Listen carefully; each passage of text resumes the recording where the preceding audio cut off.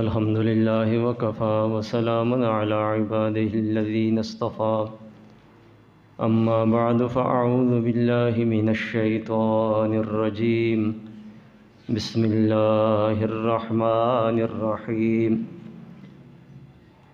वमा अर्सलनाका इल्ला रहमतल लिल आलमीन सदक़ल्लाहु मौलानल अज़ीम इन्नल्लाह व मलाइकतहु युसल्लूना अलन नबी या अय्युहल्लज़ीना आमनू सल्लु अलैहि व सल्लिमू तस्लीमा अल्लाहुम्मा सल्लि अला सय्यिदिना व मौलाना मुहम्मदिन व अला आलि सय्यिदिना व मौलाना मुहम्मदिन व बारिक व सल्लिम अस्सलातु वस्सलामु अलैका या रसूलल्लाह व अला आलिका व अस्हाबिका या हबीबल्लाह।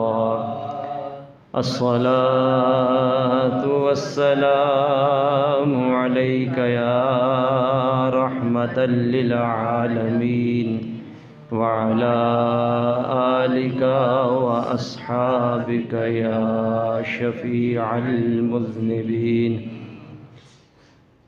हाज़रीन मोहतरम, अल्लाह रब्बुल इज़्ज़त का बेइंतहा फ़ज़्ल व करम है जिसने मुझे और आपको अपनी तौफ़ीक़ ख़ास से माह रमज़ानुल मुबारक का ये आखिरी जुम्मा नसीब फ़रमाया है। जुम्मा वैसे भी बड़ी फ़जीलत वाला दिन है। रमज़ानुल मुबारक का जुम्मा और फिर आखिरी जुम्मा, इसकी शान और अज़मत अपनी है। नबी करीम सल्लल्लाहु अलैहि वसल्लम का एक इरशाद गिरामी है कि अल्लाह रब्बुल इज़्ज़त माह रमज़ानुल मुबारक के हर दिन 10-10 लाख अफराद को जहन्नम से जन्नत अता फ़रमाता है। और जब रमज़ानुल मुबारक का आखिरी जुम्मा आता है, परवरदिगार आलम फ़रिश्तों से फ़रमाता है कि पूरे महीने में जितने लोगों को जहन्नम से आज़ादी अता की गई, उनकी मजमूई तादाद के बराबर आज इस जुम्मे वाले दिन जहन्नमियों को जन्नत में दाखिले की इजाज़त देता हो। तो बड़ी अल्लाह रब्बुल इज़्ज़त की रहमतों के नुज़ूल का दिन है।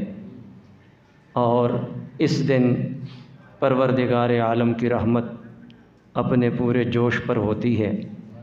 ये हो नहीं सकता कि कोई ऐसे मुबारक लम्हात में उसके घर में हाज़िर हों, उसकी बंदगी और इबादत कर रहे हों और फिर वो उसकी रहमत से महरूम हो जाएं। ऐसा नहीं हो सकता। यकीनन परवरदिगार आलम जो अपनी आम रहमत नाज़िल फरमा रहा है, आने वालों को ज़रूर उससे वो हिस्सा अता फ़रमाएगा। अल्लाह रब्बुल इज़्ज़त आज के दिन की ये रहमतें बरकतें हम सबको नसीब फ़रमाए। हम सबको भी अपने करम से जहन्नम से आज़ादियाँ अता फ़रमाए और जन्नतुल फ़िरदौस में दाखिले की सआदत नसीब फ़रमाए। रमज़ानुल मुबारक के महीने के बारे में सरकार मदीना सल्लल्लाहु अलैहि वसल्लम का मशहूर इरशाद आपने कई दफ़ा सुना। सरकार ने इरशाद फरमाया, शहरुन अव्वलुहु रहमतुन व औसतुहु मग़फ़िरतुन व आखिरुहु इत्क़ुम मिनन नार। ये वो मुबारक महीना है जिसके पहले 10 दिन अल्लाह रब्बुल इज़्ज़त की रहमत के दिन होते हैं, दरमियानी 10 दिन मग़फ़िरत के हैं और आखिरी 10 दिन जहन्नम से आज़ादी के हैं। हमारे मुहक्किकीन उलमा ने सरकार मदीना सल्लल्लाहु अलैहि वसल्लम के इन इरशादात को सामने रख के बड़ी मोहब्बत भरी नुक्ता आफरीनी भी की है। सरकार के इरशादात के साथ मुताबिकत और मुनासबत पैदा करने के लिए फरमाते हैं, रमज़ान के 5 हरूफ हैं और अल्लाह रब्बुल इज़्ज़त अपने 5 इनामात रोज़े रखने वालों को अता फ़रमाता है। रमज़ान का पहला हरफ रा है और सरकार ने इरशाद फरमाया माह रमज़ान अल मुबारक का पहला अशरा रहमत का है। ये रा उस रहमत की खुशखबरी सुना रहा है। रमज़ान अल मुबारक का दूसरा हरफ मीम है और महबूब करीम अलैहिस्सलातु वस्सलाम ने इरशाद फरमाया दरमियानी 10 दिन मग़फ़िरत के हैं। ये मीम उस मग़फ़िरत की खुशखबरी सुना रहा है।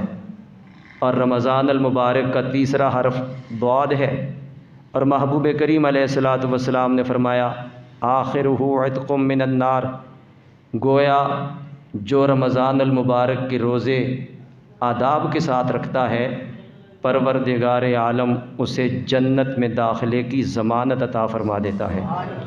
ये दुआद उस ज़मानत की तरफ इशारा है जो परवरदिगार आलम माह रमज़ान अल मुबारक का अदब व एहतराम करते हुए तमाम तर आदाब को मलहूज़ रखते हुए इसके रोज़े रखता है। खालिक़े कायनात उसे जन्नत में दाखिले की ज़मानत अता फ़रमा देता है। और रमज़ान का चौथा हरफ अलिफ़ है। हमारे मुहद्दिसीन और मुहक्किकीन उलमा ने फरमाया है अल्लाह रब्बुल इज़्ज़त जो इनाम उसने रोज़े रखने वालों के लिए तैयार किया है, ये अलिफ़ परवरदिगार आलम के उस इनाम की तरफ इशारा करता है। और इनाम क्या है?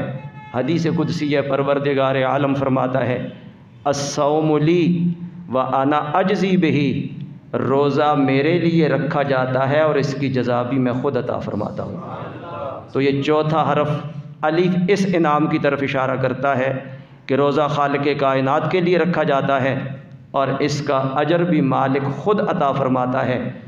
और रमज़ान का आखिरी हरफ नून है और मुहक्किकीन उलमा फरमाते हैं यही रवायत कुतुब अहादीस में इस तरह भी आई अस्सौमु ली व अना उज्ज़ा बिही, परवरदिगार आलम फरमाता है रोज़ा मेरे लिए रखा जाता है और इसकी जज़ा मैं ख़ुद बन जाता हूँ। क्या मतलब कि रोज़ादार जब रोज़ा रख के मेरी बारगाह में आता है तो मैं उसे अपने दीदार का नज़ारा करा देता हूँ। ये नून उस नज़ारे की तरफ इशारा करता है, नून नज़र की तरफ भी, नून नज़ारे की तरफ भी।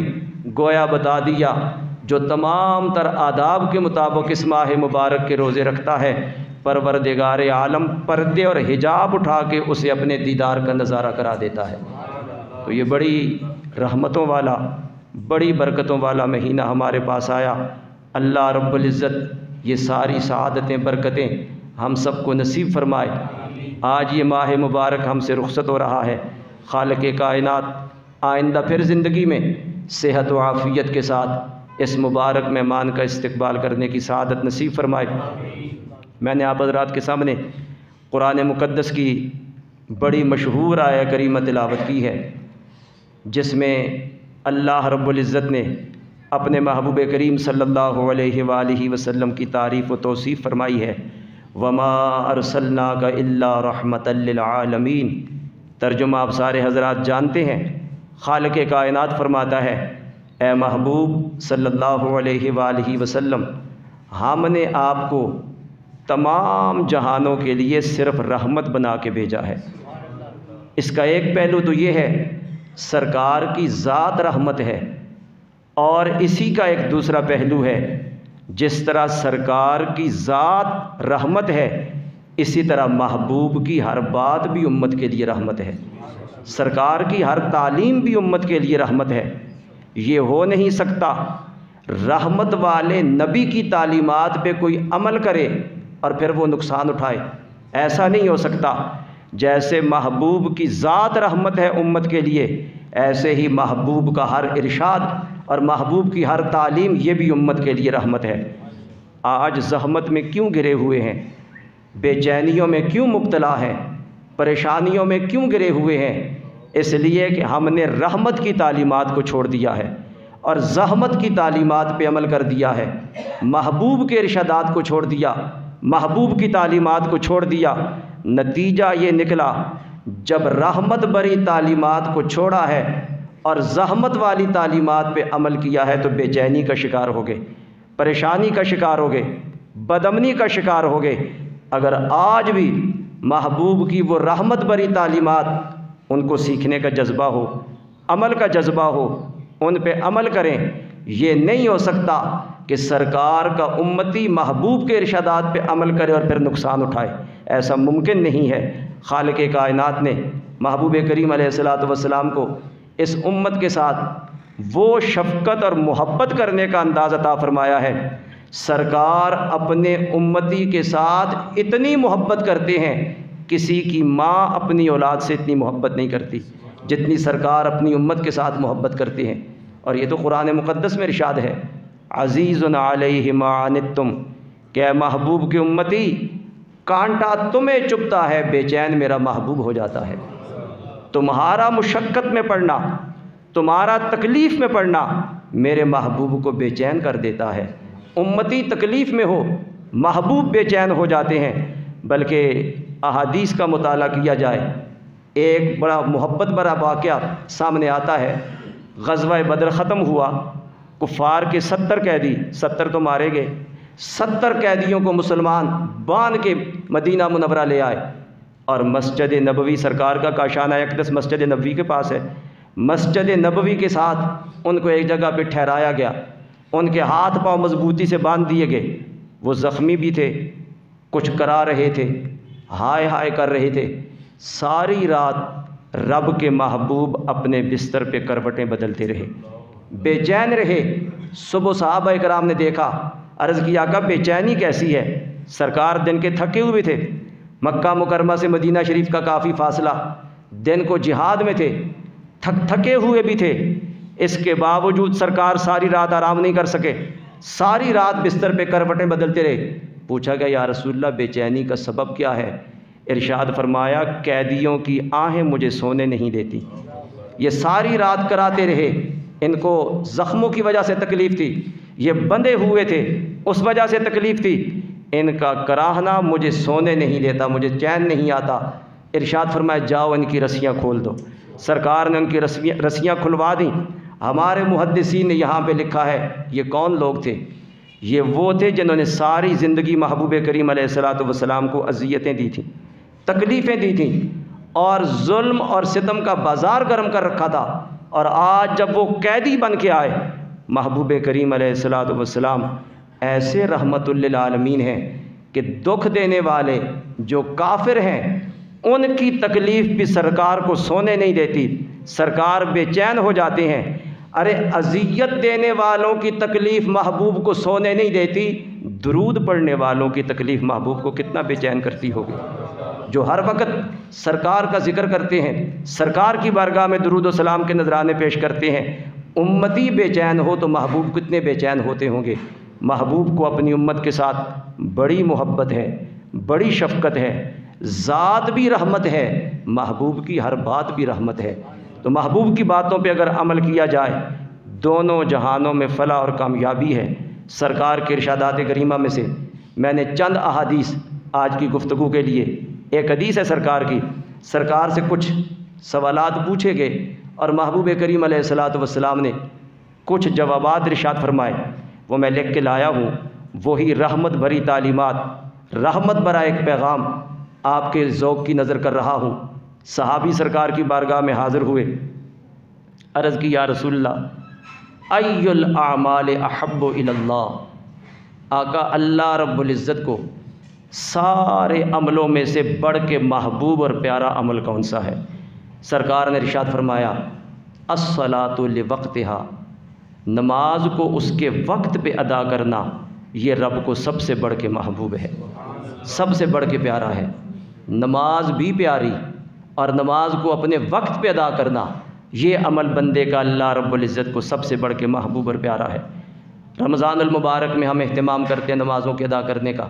रमज़ानुल मुबारक जा रहा है, हमारी तरबियत करके जा रहा है कि जिस तरह रमज़ानुल मुबारक में कोशिश की नमाज अदा की जाए, जमात के साथ अदा की जाए, वक्त पे अदा की जाए। मैं जा रहा हूँ तो मैं ये तरबियत दे के जा रहा हूँ, यही सबक दे के जा रहा हूँ, यही पैगाम दे के जा रहा हूँ कि बाकी 11 महीने अदायगी नमाज में सुस्ती न करना। अगर पूरा महीना सहरी के लिए आँख खुल सकती है तो 11 महीने नमाज फ़जर के लिए भी खुल सकती है। अगर एहसास पैदा हो जाए, एक महीना दिन के चाहे कितने थके हुए हों, कितने मसरूफ़ हों, रात को चाहे कितनी देर से सो जाएं, सहरी के लिए आँख खुल जाती है। तो रमज़ान ये तरबियत करके जा रहा है, एक महीना अगर सहरी के लिए तुम्हारी आँख खुल सकती है तो बाकी 11 महीने नमाज फ़जर के लिए क्यों नहीं खुल सकती। अगर एहसास हो जाए कि मैंने नमाज फ़जर अदा करनी है तो फिर आँख उसके लिए भी खुल सकती है। और नमाज को वक्त पे अदा करना, सरकार से पूछा गया रब को प्यारा अमल कौन सा है, सरकार ने इरशाद फरमाया नमाज को उसके वक्त पे अदा करना ये परवरदिगार आलम को सबसे बढ़ के महबूब और प्यारा है। तो बाकी नमाज़ें भी अदा करनी है, नमाज फ़जर का भी एहतमाम करना है। फ़जर का ज़िक्र इसलिए किया, अक्सर सुस्ती और गफलत फ़जर में हो जाती है, तो नमाज फ़जर का भी एहतमाम करना है, बाकी नमाज़ों का भी एहतमाम करना है। जो नमाज को लेट अदा करते हैं, देर से अदा करते हैं, सुस्ती की वजह से, काहिली और गफलत की वजह से, हमारे सूफिया फरमाते हैं इसका मतलब ये है वो अपने अमल से ये साबित कर रहे हैं किसी और काम में मसरूफ़ थे। नमाज का वक्त आया, आज़ान हुई, वो किसी और काम में मसरूफ़ थे, नमाज को वक्त पे अदा नहीं किया, देर से अदा किया। अपने अमल से ये ज़ाहिर कर रहे हैं जिस काम में मसरूफ़ थे उसको नमाज से ज़्यादा अहमियत दे रहे हैं, इसलिए तो नमाज की परवाह नहीं की, उस काम में लगे हुए हैं। तो मतलब ये हुआ उसको अहमियत नमाज से ज़्यादा दे रहे हैं।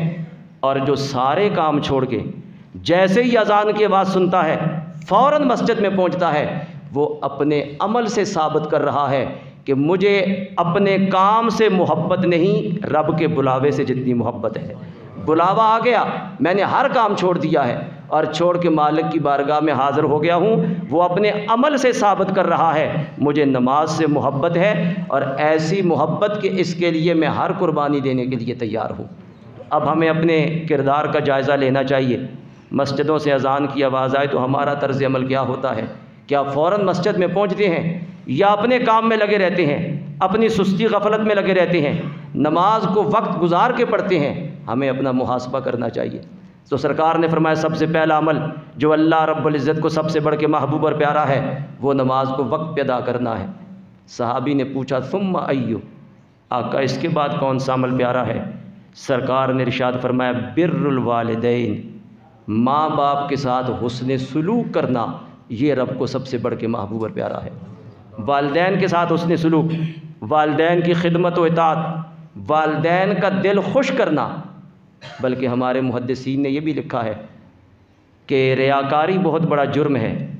जो अमल लोगों को दिखलाने के लिए किया जाए वो बहुत बड़ा जुर्म बन जाता है, चाहे कितनी बड़ी इबादत ही क्यों ना हो। बल्कि सरकार ने यहाँ तक इरशाद फरमाया, ये बाहर कोई सामने मोटरसाइकिल किसी के खड़े हैं तो जिनके यहाँ से गुजारिश है साइड पे कर दें, बाद में नमाजियों के लिए ज़रा मसला होता है तो अपना मोटरसाइकिल जिसने भी बाहर सामने लगाया वो साइड पे कर दें। रियाकारी जुर्म है, लेकिन हमारे उलमा ने ये लिखा है अगर वालिदैन का दिल खुश करने के लिए कोई रियाकारी भी करता है तो रब को उसका ये अमल भी पसंद है।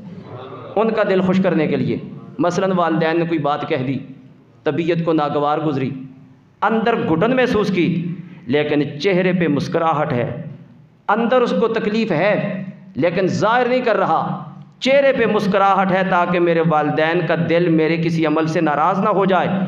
ये अमल अगर वैसे किया जाए तो मुनाफ़क़त है, अंदर कुछ है और ज़ाहिर कुछ है। लेकिन हमारे उलमा फरमाते हैं अगर वालिदैन के दिल को खुश करने के लिए किया जाए रब को बंदे का ये अमल भी प्यारा है। दो आमाल में रियाकारी ये भी बंदे को रब का महबूब बना देती है। एक वालिदैन की कोई बात सुन के, सख्त सुस्त बात सुन के अंदर उसे तकलीफ़ भी हुई लेकिन वो ज़ाहिर नहीं करता, फिर भी मुस्करा के पेश आता है, फिर भी झुक के पेश आता है, फिर भी खिदमत करता है, उसका ये अमल बंदे को रब का महबूब बना देता है। और दूसरा, सरकार की ज़ात अक़दस के लिए कोई अमल किया जाए, बज़ाहिर वो रियाकारी ही क्यों ना हो, महबूब की ज़ात के लिए किया जाए, महबूब की ज़ात के लिए किया जाने वाला अमल बंदे को रब का महबूब बना देता है। हदीस पाक में वाक़या आता है, सरकार मदीना सल्लल्लाहु अलैहि वसल्लम के सहाबी थे हज़रत अबू मूसा अशरी रज़ियल्लाहु ताला अन्हु। वो रात के वक्त अपने घर में तिलावत कर रहे थे। ये कुरान करीम के बहुत बड़े कारी गुज़रे हैं और कुरान हकीम बड़े मोहब्बत भरे अंदाज में पढ़ा करते थे। बल्कि सरकार ने यह फरमाया, अबू मूसा अशरी तुम वो हो जिसे रब ने आले दाऊद के साज़ों में से एक साज़ अता कर दिया है। इतना प्यारा अंदाज़। हज़रत दाऊद जब ज़बूर की तिलावत करते, कुरान हकीम में आता है कि परिंदे उनके साथ शामिल हो जाते, परिंदे भी मिल के रब की हम्दो सना किया करते थे। बड़ी खूबसूरत आवाज़ थी। हज़रत अबू मूसा अशरी रदी अल्लाह ताला अन्हु को सरकार ने फरमाया, ए अबू मूसा अशरी, तुझे रब ने आले दाऊद के साज़ों में से एक साज़ अता कर दिया है। सरकार उनके घर के करीब से गुज़रे, रात का वक्त है, वो अपने घर में बावाज़ बुलंद तिलावत कर रहे हैं। महबूब करीम अलैहिस्सलातु वस्सलाम दीवार के साथ टेक लगा के खड़े हो गए, तिलावत सुनते रहे। जब तिलावत का सिलसिला उन्होंने ख़त्म किया, सरकार तशरीफ़ ले गए। सुबह जब वो बारगाह नबुव्वत में हाज़िर हुए, सरकार ने इरशाद फरमाया, अबू मूसा अशरी, तुम कुरान बड़ा खूबसूरत पढ़ते हो, इसी तरह बना संवार के पढ़ा करो। अर्ज़ की, आका आपको कैसे ख़बर है? सरकार ने इरशाद फरमाया, तुम्हारी रात की तिलावत ने मुझे रुला दिया है। आका आपको कैसे पता चला? इरशाद फरमाया, मैं तुम्हारे घर के करीब से गुज़र रहा था, तुम्हारे कुरान पढ़ने की आवाज़ आई, मैं दीवार के साथ टेक लगा के खड़ा हो गया, जब तक तुम पढ़ते रहे मैं कान लगा के सुनता रहा। उन्होंने अर्ज़ की, आका अगर मुझे ये ख़बर होती कि मेरा कुरान आप सुन रहे हैं, मैं और बना संवार के पढ़ता, और ख़ूबसूरत करके पढ़ता। यहाँ पे हमारे मुहद्दिसीन ने यह मसला लिखा है, हम तिलावत कर रहे हों, दो चार बंदे आ जाएं, हम उन्हें सुनाने के लिए अगर ज़्यादा अच्छा करके पढ़ें तो ये रिया हो जाएगा, इसका सवाब नहीं मिलेगा।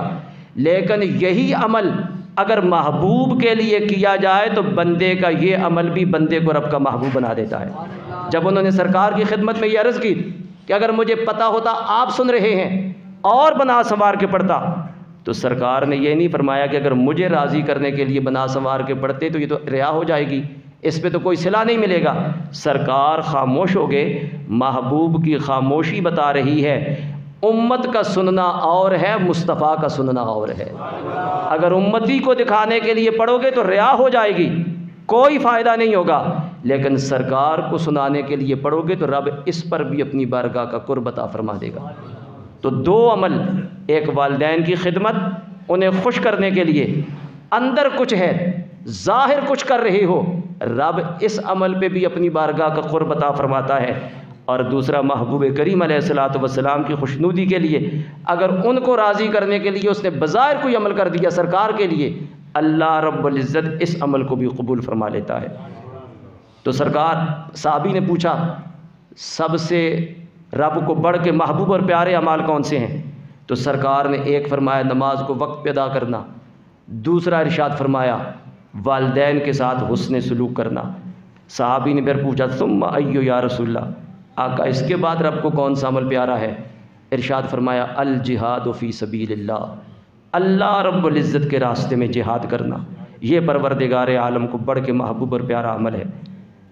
अगर वक्त हो, हुकूमत की तरफ से बुलावा आए, फिर तो मैदान जिहाद में जाके शिरकत करना, ये अमल अल्लाह रब्बुल इज़्ज़त को पसंद है। और अगर ऐसा वक्त ना हो, मुआशरे में बुराइयां फैली हुई हैं, फिर बुराइयों के ख़िलाफ़ जिहाद करना, ये भी जिहाद में है। जिहाद बिल कलम, कोई चीज़ लिख के मुआशरे की बुराइयों को ख़त्म करना, ये भी जिहाद की एक किस्म है। जिहाद बिल लिसान, मुआशरे में बढ़ती हुई बुराइयों को रोकने के लिए अपनी ज़ुबान से उनका बुरा अंजाम बयान करना, उनके नुकसानात को बयान करना, उम्मत को उनसे बचाना, ये भी जिहाद की एक किस्म है। जिहाद बिल कलम भी है, जिहाद बिस्सैफ, तलवार से जिहाद, ये भी जिहाद की एक किस्म है। जिहाद बिल लिसान, ज़ुबान से जिहाद, ये भी जिहाद की एक किस्म है। जिहाद बिल अमल, अपने अमल से जिहाद करना, ये भी जिहाद की एक किस्म है। मुसलमान हर वक्त हालत जिहाद में है, कभी काफरों से जिहाद करता है, कभी अपने नफ्स से जिहाद करता है, कभी खुले दुश्मनों से जिहाद करता है, कभी अंदर के छुपे हुए दुश्मनों से जिहाद करता है। वो हर वक्त हालत जिहाद में है। अगर नेकी को फैलाने के लिए और बुराई को मिटाने के लिए वो कोशिश करता रहे, अपना किरदार पेश करता रहे, अल्लाह रब्बुल इज़्ज़त उसे जिहाद ही का सवाब अता फरमाता है। तो सरकार ने इरशाद फरमाया, ये तीन आमाल ऐसे हैं जो बंदे को रब का महबूब बना देते हैं। नमाज को उसके वक्त पे अदा करना, वालिदैन के साथ हुस्न सलूक करना, अल्लाह रब्बुल इज़्ज़त के रास्ते में जिहाद करना। आगे सरकार से पूछा गया, सरकार ने इरशाद फरमाया, सलासुन मुहलिकातुन, 3 अमल ऐसे हैं जो बंदे को हिलाक कर देते हैं, बर्बाद कर देते हैं। अब वो हिलाक करने वाली चीज़ें कौन कौन सी हैं? पहली चीज़ सरकार ने बयान फरमाई अल बुखल, बुखल और कंजूसी, माल के साथ मोहब्बत, और ऐसी मोहब्बत कि अल्लाह रब्बुल इज़्ज़त के रास्ते में वो ख़र्च नहीं करता, माल के ऊपर सांप बन के बैठ जाए, जो रब का हक़ है वो भी अदा नहीं करता। उसके सामने कई गरीब, कई मजबूर, कई लाचार हैं, उसे उनके हालात का इल्म है, इसके बावजूद वो उनकी मदद नहीं करता। रब ने दिया बहुत कुछ है, घर में रखा हुआ है, बाहर किसी को नहीं देता। सरकार ने इरशाद फरमाया ये अमल बंदे को हिलाक कर देगा। सरकार मदीना सल्लल्लाहु अलैहि वसल्लम ने सखी की फ़जीलत बयान की है, बख़ील की मज़म्मत बयान की है। इरशाद फरमाया अस्सखी करीब मिनल्लाह करीब मिनन्नास करीब मिनल जन्ना बईद मिनन्नार। इरशाद फरमाया सखी अल्लाह के करीब है, सखी बंदों के करीब है, सखी जन्नत के करीब है और सखी जहन्नम से दूर है। और फरमाया अल बख़ील बईद मिनल्लाह बईद मिनन्नास बईद मिनल जन्ना करीब मिनन्नार। इरशाद फरमाया कंजूस और बख़ील अल्लाह से दूर, बंदों से दूर, जन्नत से दूर और जहन्नम के करीब है। हज़रत सादी ने एक हदीस का तर्जुमा करते हुए फरमाया था बख़ील अर बवद ज़ाहिदे बहरो बर बहश्ती न बाशद बहुक्म ख़बर। बख़ील अगर इतना बड़ा इबादत गुजार भी हो जाए कि खुशकी पे भी इबादत करे, समुंदर में भी इबादत करे, ज़मीन का कोई हिस्सा इबादत से न छोड़े, नमाज पढ़ रहा है, सजदे कर रहा है, खुशकी में भी कर रहा है, समुंदर में भी कर रहा है, फरमाते हैं बहश्ती न बाशद बहुक्म ख़बर, हदीस की ख़बर के मुताबिक वो जन्नती नहीं हो सकता अगर वो बख़ील है। तो सरकार ने इरशाद फरमाया पहली चीज़ जो बंदों को हिलाक करने वाली है वो बुखल है, माल से बेजा मोहब्बत, ये अल्लाह रब्बुल इज़्ज़त के गज़ब को दावत देने वाली। और दूसरा सरकार ने इरशाद फरमाया वत तकब्बुर, दूसरी चीज़ जो बंदों को हिलाक करने वाली है वो तकब्बुर है, अपने आप को बड़ा समझना, लोगों को अपने मुकाबले में माज़अल्लाह हकीर समझना। सरकार ने इरशाद फरमाया ये तकब्बर है और ये बंदे को हिलाक कर देने वाली है। और जो तकब्बर करता है वो अल्लाह रब्बुल इज़्ज़त के गज़ब से नहीं बच सकता। सरकार मदीना सल्लल्लाहु अलैहि वसल्लम ने पहली उम्मतों का एक वाक़या बयान फरमाया कि एक शख्स अपने दोनों कांधों पे 2 धारीदार चादरें कांधों पे रख के चला जा रहा था और वो मचल मचल के चल रहा था, तकब्बर के साथ चल रहा था। उसका ये अंदाज़ अल्लाह रब्बुल इज़्ज़त को इतना सख्त नापसंद गुज़रा, खुसिफ़ फिल अर्द, मालिक ने ज़मीन को फाड़ के उसे ज़मीन के अंदर दसा दिया। और सरकार ने इरशाद फरमाया कि वो अभी तक क़यामत तक वो नीचे ही चला जा रहा है, दस्ता चला जा रहा है। ये अमल अल्लाह रब्बुल इज़्ज़त को इतना सख्त नापसंद है। मुतकब्बिर अल्लाह रब्बुल इज़्ज़त के अस्माए गिरामी में से एक इसमें पाक है, किब्रियाई उसकी शान के लायक है। और वो फरमाता है किब्रियाई मेरी चादर है, जो इसमें घुसने की कोशिश करेगा मैं उसकी गर्दन उड़ा दूँगा। ये अमल उसको पसंद नहीं है, उसको आजिज़ी पसंद है, तवाज़ो पसंद है। बंदा है क्या, वो क्या कर सकता है? अल्लाह रब्बुल इज़्ज़त तौफ़ीक अता फ़रमाए तो कोई खैर का काम कर सकता है, अगर मालिक तौफ़ीक से महरूम कर दे उससे खैर और भलाई भी नहीं हो सकती। इससे बढ़ के कमज़ोर और आजिज़ क्या होगा? सर में दर्द हो तो कैफियत क्या हो जाती है, पाँव में कांटा चुभ जाए तो कैफियत क्या हो जाती है। अगर वो इतराता फिरे, तकब्बर करता फिरे, अल्लाह रब्बुल इज़्ज़त को ये अदा पसंद नहीं है। वो आजिज़ी करने वालों को, झुकने वालों को अपनी बारगाह का कुर्ब अता फरमाता है। तो इरशाद फरमाया दूसरी चीज़ जो बंदों को हिलाक कर देती है वो तकब्बर है। और तीसरी चीज़ महबूब करीम अलैहिस्सलातु वस्सलाम ने फरमाया हिलाक कर देने वाली तीसरी चीज़ इताअतुन नफ्स, अपने नफ्स की मानना, मनमानी करना, जो जी चाहता है वो करना, अल्लाह और उसके रसूल की इरशादात की परवाह न करना, अपनी मनमानी करना। जो ये अमल करता है अल्लाह रब्बुल इज़्ज़त उसे हिलाक करके रख देता है। आज देखिए घर से लेके बाज़ार तक, तिजारत से लेके बाज़ार से लेके ऐवाने इक़्तिदार तक हम सारे क्या कर रहे हैं? अपनी मनमानी कर रहे हैं। जो हमारा दिल करता है वो करते हैं। सरकार के इरशादात एक तरफ, खालिक़े कायनात के फ़रामीन एक तरफ, इस्लाम की तालीमात एक तरफ, हमारा किरदार एक तरफ। कोई शख्स ऐसा नहीं जो अल्लाह और उसके रसूल के अहकामात की परवाह करता हो, ऊपर से लेके नीचे तक, अमीर से लेके गरीब तक सारे मनमानी में डूबे हुए हैं। बल्कि कुरान हकीम ने यहाँ तक फरमाया, अरअयत मन इत्तखज़ इलाहहु हवा, ए हबीब सल्लल्लाहु अलैहि वसल्लम, क्या आपने उस शख्स को देखा है जिसने अपनी ख्वाहिश नफ्स को अपना माबूद बना लिया है, अपनी नफसानी ख्वाहिशात को उसने अपना इलाह बना लिया, रब बना लिया। जो उसका दिल करता है वो करता है, जो मैं चाहता हूँ वो नहीं करता, जो मेरा महबूब चाहता है वो नहीं करता। ये इताअतुन नफ्स, नफ्स की हर बात मानना, अपनी मनमानी करना, ये वो बुरा अमल है। सरकार ने इरशाद फरमाया जो हिलाक कर देने वाली चीज़ें हैं, तीसरे नंबर पे ये चीज़ इताअतुन नफ्स, बंदे को हिलाक कर देने वाली है। आज हमें अपना मुहासबा करना चाहिए, हम रब रसूल की कितनी मानते हैं और अपना किरदार क्या है। मन चाही ज़िंदगी गुजारते हैं या रब चाही ज़िंदगी गुजारते हैं, ये अपना मुहासबा हमें करना चाहिए। और ये बड़ा आसान तरीका, अपने गिरबान में झांक के देख सकते हैं कि रब की मान के चल रहे हैं या अपने नफ्स और शैतान की मान के चल रहे हैं। आज ही आज़ाद होगा। रात के वक्त देख लेना क्या होता है, तकरीरें कर कर के उलमा थक के, लिख लिख के थक के कि ये लैलतुल जायज़ा है, इनाम की रात है, बाज़ारों में नहीं जाना, अल्लाह रब्बुल इज़्ज़त की नाफरमानी नहीं करना, 30 दिन की कमाई को पल भर में नहीं लुटाना। लेकिन इधर चाँद तुलू होता है, उधर पूरी कौम बाज़ारों का रुख करती है और बेहयाई का वो बाज़ार गर्म होता है कि अल अमान वल हफीज़, देखने वाला समझ नहीं सकता ये वो उम्मत है जिसने 30 रोज़े रखे थे, जिसने दिन को कुरान की तिलावत की थी, जिसने रात को अपने आराम को छोड़ के कुरान सुना था, जिसने सारे 24 घंटे रब की तात में गुजारे थे। ये वो उम्मत है जो चाँद तुलू होते ही, जो इसका रात का चाँद निकलते ही बाज़ारों में आ गई और अपने किरदार और अमल से क्या साबित कर रहे हैं, क्या रमज़ान से ये तरबियत पाई है। ये तो इनाम वाली रात है। सरकार ने इरशाद फरमाया, अल्लाह रब्बुल इज़्ज़त ने रमज़ान के हवाले से मेरी उम्मत को 5 खुसूसियात अता फरमाई और एक सरकार ने यह बयान फरमाई कि जैसे ही रमज़ान अल मुबारक की आखिरी रात आती है, मालिक सारे रोज़ादारों की मग़फ़िरत फरमा देता है।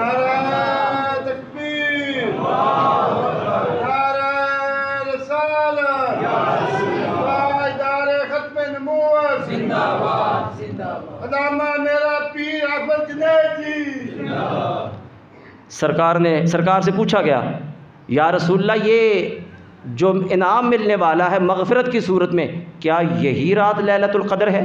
सरकार ने इरशाद फरमाया, नहीं, ये लैलतुल क़द्र नहीं है। उसूल और दस्तूर ये है, मज़दूर को मज़दूरी उस वक़्त मिलती है जब वो अपना काम पूरा कर चुका होता है।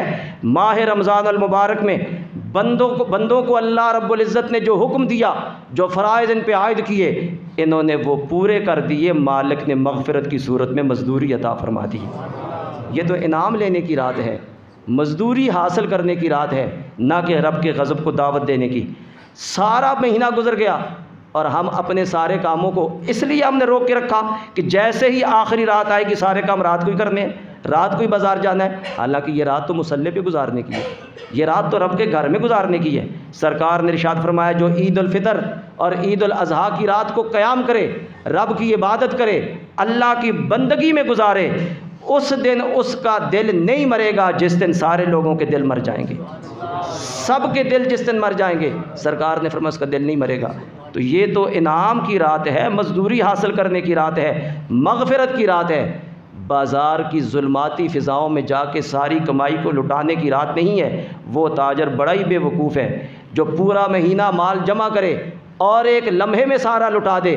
वो कभी ऐसा नहीं करेगा जिसको अल्लाह रब्बुल इज़्ज़त ने अक़्ल व शऊर की दौलत से नवाजा होगा। रब हमारे हाल पे भी करम फरमाए, हम अपनी ख्वाहिश को माबूद न बनाएं, मन चाही ज़िंदगी न गुजारें, रब चाही ज़िंदगी गुजारें। आज की रात भी अल्लाह रब्बुल इज़्ज़त की बंदगी और इबादत में गुजारे और मालिक से मग़फ़िरत की सूरत में इनाम ले। अल्लाह रब्बुल इज़्ज़त हमारे हाल पे करम फरमाए, नफ्स और शैतान के तकाज़ों से हमारी हिफाजत फरमाए। ये ना हो कि वो आज ही आज़ाद हो और आज ही बाज़ारों में जाएं और वो बता दे कि तुमने क्या हासिल किया, अगर मैं बंधा रहा तो क्या हासिल किया। आज आज़ाद होते ही मैं तुम्हें चिमट गया हूँ और ऐसा चिमटा हूँ, न नमाज इशा की फ़ुर्सत न नमाज फ़जर की फ़ुर्सत। बहुत बड़ी महरूमी, बहुत बड़ी बदबख्ती की इलामत है कि नौजवान लड़कियां बाज़ारों में जाएं और जवान लड़के उनको चूड़ियां पहनाएं, उनके हाथों पे मेहंदी लगाएं। गैरत का जनाजा नहीं निकल गया। मुस्लिम मुआशरे की बेटी हो और इस तरह बाज़ारों में घूमती फिरे, न माँ को परवाह, न बाप को परवाह, न भाइयों को परवाह, तो ये तो हमारे ईमानी गैरत का जनाजा निकल रहा है। खुदारा इस अमल से बचने की कोशिश कीजिए। ये हिलाक कर देने वाली चीज़ें। रब के महबूब ने फरमाया, अगर नफ्स की इताअत करते रहोगे अल्लाह रब्बुल इज़्ज़त की हिलाकत से तुम बच नहीं सकते। वक्त के दामन में गुंजाइश नहीं, मैं सिर्फ हदीस का एक हिस्सा और पढ़ के गुफ्तगू को ख़त्म कर रहा हूँ, जहाँ सरकार ने 3 वो चीज़ें बयान फरमाई जो हिलाक कर देने वाली हैं। 3 ही सरकार ने बयान फरमाई। सलासुन मुंजियातुन, सरकार ने फरमाया 3 चीज़ें निजात भी देने वाली हैं। अब सिर्फ तर्जुमा अर्ज़ करके गुफ्तगू ख़त्म कर रहा हूँ। पहली चीज़ आपने फरमाया खौफ व खशियत इलाही, अल्लाह रब्बुल इज़्ज़त का खौफ, चाहे मजलिस में हो, मजमे में हो या तन्हाई में हो, अल्लाह का खौफ हो। और अगर खौफ इलाही हो जाए फिर किसी पुलिस की ज़रूरत नहीं, फिर किसी अदालत की ज़रूरत नहीं। आज एक महकमे पे दूसरा महकमा कायम, उस पर तीसरा महकमा कायम, लेकिन करप्शन है कि रुकने का नाम नहीं लेती। हर तरफ जुल्म है, जुल्म का बाज़ार गर्म है। कितने महकमे बना लिए गए, कितनी पुलिस भर्ती कर ली गई, कितने इदारे बन गए, लेकिन जराइम में कमी वाक़ई नहीं हुई। एक खौफ खुदा है अगर दिल में आ जाए, न किसी महकमे की ज़रूरत, न किसी पुलिस की ज़रूरत। बंदा तन्हाई में भी अगर ये महसूस कर ले कि मेरा रब मुझे देख रहा है, और वो क्या फरमाता है? फरमाता है फ़ी अनफुसिकुम, ए बंदे मैं तो तेरे दिल के अंदर रहता हूँ। दिल की नीयतें और दिल के इरादे उनको भी पाक रख, इसलिए कि मैं दिल के अंदर रहता हूँ। कहीं दिल को गलीज़ गंदा ना कर देना। मालिक तेरे दिल के अंदर रहता है, वो तो तेरे दिल के धड़कने की आहट को भी महसूस करता है। वो तो तेरे दिल के अंदर तेरी नीयत और तेरे इरादे से भी बाखबर है। हज़रत फ़ारूक आज़म रज़ी अल्लाह तआला अन्हु का एक वाक़या मुझे याद आ गया। फरमाते मैं जंगल से गुज़र रहा था, एक चरवाहा अपने मालिक की बकरियाँ चरा रहा था। बहुत बड़ा रेबड़ था। फरमाते मैंने कहा बद्दू है, बकरियाँ चराने वाला है, इसका इम्तिहान लेता हूँ। जाकर उसे कहा मैं अजनबी हूँ, मुसाफिर हूँ, एक बकरी मुझे दे दो। उसने कहा जी मैं मालिक नहीं, मैं तो ग़ुलाम हूँ, ये बकरियाँ मेरे पास अमानत हैं, मालिक फ़लाँ आदमी है, मैं उसकी मर्ज़ी के बगैर नहीं दे सकता। आपने फरमाया यार तू जंगल में है, जंगल में भेड़िए आके भी बकरियाँ उठा के ले जाते हैं, अगर एक बकरी मुझे दे दे। मालिक ने पूछा तो कह देना ऐसे हादसात जंगलों में होते रहते हैं, भेड़िया आया और बकरी उठा के ले गया, ये कह देना। फरमाते जैसे ही मैंने उसे ये कहा, उसने आसमान की तरफ देखा, उसने कहा ओ अजनबी, तू मुझे कहता है बकरी मुझे दे दे, मालिक नहीं देख रहा। फ़अैन अल्लाह, मेरा मालिक नहीं देख रहा, अल्लाह जो मेरा और तेरा मालिक है, मेरे मालिक का भी मालिक है, वो तो देख रहा है। और जिसने सब कुछ दिया उसे क्या जवाब दूंगा? अगर मालिक नहीं देख रहा तो रब तो देख रहा है। हज़रत फ़ारूक आज़म फरमाते मैंने जब उसका ये जवाब सुना तो उसे क्या खुशखबरी दी। फरमाने लगे ओ चरवाहे, जब तक तेरे जैसे खौफ खुदा रखने वाले लोग दुनिया में मौजूद हैं, क़यामत नहीं आ सकती। क़यामत नहीं आ सकती जब तक तेरे जैसे खौफ इलाही रखने वाले लोग मौजूद हैं, उस वक्त तक क़यामत नहीं आ सकती कि रब से डरने वाले ऐसे बंदे मौजूद हैं। जंगल की तन्हाई है, हज़ारों का रेबड़ है, और तू एक बकरी देने के लिए तैयार नहीं, इसलिए कि रब देख रहा है। अगर तुझ जैसे पारसा मौजूद हैं तो क़यामत नहीं आ सकती। तो सरकार ने फरमाया निजात देने वाली 3 चीज़ें हैं, उनमें से एक चीज़ खौफ खुदा है। दूसरी चीज़ सरकार ने फरमाया ख़र्च में म्याना रवि इख्तियार करना। जो रब ने अता फ़रमाया है, जितनी ज़रूरत है उसको इस्तेमाल करो, अगर बाकी बच गया है तो अल्लाह के रस्ते में दो, दुनिया भी संवर जाएगी, आखिरत भी संवर जाएगी। चादर देख के पाँव फैलाओ तो कभी मोहताज नहीं होगे। माआला मन इक़्तसदा, सरकार ने फरमाया जो म्याना रवि इख्तियार करता है वो कभी भी नाकाम नहीं होता। ये फजूल खर्ची ने ये दिन दिखाए हैं। सब कुछ होने के बावजूद हर बंदा कहता है कुछ भी नहीं है, ज़रूरतें पूरी नहीं हो रही। फजूल खर्ची ने हमें यहाँ तक पहुँचा दिया। सरकार ने इरशाद फरमाया निजात देने वाली दूसरी चीज़ खर्च में म्याना रवि है। और तीसरा सरकार ने इरशाद फरमाया निजात देने वाली चीज़ हाकिम हो और मुनसिफ हो। कुर्सी इक़्तिदार पे इसलिए बैठे कि मज़लूमों को उनका हक़ दे के दिलवाऊँगा, ज़ालिमों का हाथ पकड़ूँगा और उनके गिरबान तक पहुँचूँगा और मज़लूमों को उनका हक़ दिलवा के रहूँगा। सरकार ने फरमाया ये 3 चीज़ें बंदे को निजात देने वाली हैं। और आखिर में महबूब करीम अलैहिस्सलातु वस्सलाम ने फरमाया कुछ चीज़ें ऐसी हैं जो गुनाहों का कफ़ारा है। उनमें से एक चीज़ इरशाद फरमाई अल मक्सु फिल मस्जिद बाद सलावात, नमाज अदा करने के बाद मस्जिदों में ठहरे रहना ये गुनाहों का कफ़ारा है। हम तो पहले भी उस वक़्त आते हैं जब जुमात खड़े होने वाली हो, और सलाम फिर के ऐसे भागते हैं जैसे कैद से रिहाई मिली। जुम्मतुल मुबारक इधर सलाम फिरता है, उधर कौम उठ के भागती है। हम कहते ही रहते हो आगे आओ, जगह खाली, आगे। कहते हैं नहीं जी बाहर जल्दी जाना है, निकलना जल्दी है। अजीब सूरत हाल है, जहाँ रहमतें बटती हैं, जहाँ गुनाह माफ़ होते हैं, 5 मिनट वहाँ ठहरने के लिए तैयार नहीं, और बाहर जाके घंटों खड़े होकर बातें करते रहेंगे, हमें कोई एहसास नहीं। सरकार ने फरमाया नमाज के बाद मस्जिद में ठहरना ये गुनाहों का कफ़ारा है। दूसरा इरशाद फरमाया वल मश्यु अलल इक़दाम इलल जमाअत, जमात के साथ नमाज अदा करने के लिए पैदल चल के आना ये गुनाहों का कफ़ारा है। और तीसरा इरशाद फरमाया व इबलागुल वुदू बिमकारिही, सख्त नागवारी की हालत में पूरा वज़ू करना, सही वज़ू करना ये गुनाहों का कफ़ारा बन जाता है। और आखिरी आपने इरशाद फरमाया कुछ चीज़ें ऐसी हैं जिनसे दरजात बुलंद होते हैं, हर चीज़ तशरीह तलब है, वक्त में गुंजाइश नहीं। सरकार ने इरशाद फरमाया जिनसे दरजात बुलंद होते हैं, इफ़शाउस सलाम, पहली चीज़ सलाम को आम करना है। जिसे जानते हो उसे भी सलाम करो, जिसे नहीं जानते उसे भी सलाम करो। सलाम में पहल करने वाला तकब्बर से खाली हो जाता है। सलाम में पहल करने वाला महबूब की सुन्नत पे अमल करता है। बल्कि शेख मुहक्किक ने बड़ी प्यारी बात लिखी है, फरमाते हैं सरकार की आदत करीमा हमेशा ये रही, सलाम में पहल की, और आज भी जो सरकार के रोज़े पे जाता है महबूब आदत करीमा के मुताबिक उम्मती बाद में सलाम करता है, आका पहले सलाम इरशाद फरमाते हैं। आज भी ये कर्म है, ये हुक्म दिया इफ़शाउस सलाम, सलाम को आम करो। व इतामुत ताम, भूखों को खाना खिलाओ, दर्जे बुलंद हो जाएंगे। और फिर इरशाद फरमाया वस्सलातु बिल्लैलि वन्नासु नियाम, रात के वक्त जब लोग सो रहे हों उस वक्त उठ के नमाज अदा करो, रब तुम्हारे दर्जे बुलंद फरमा देगा। अल्लाह रब्बुल इज़्ज़त इन तालीमात पे अमल करने की तौफीक अता फरमाए। वमा अलैना इल्लल बलाग।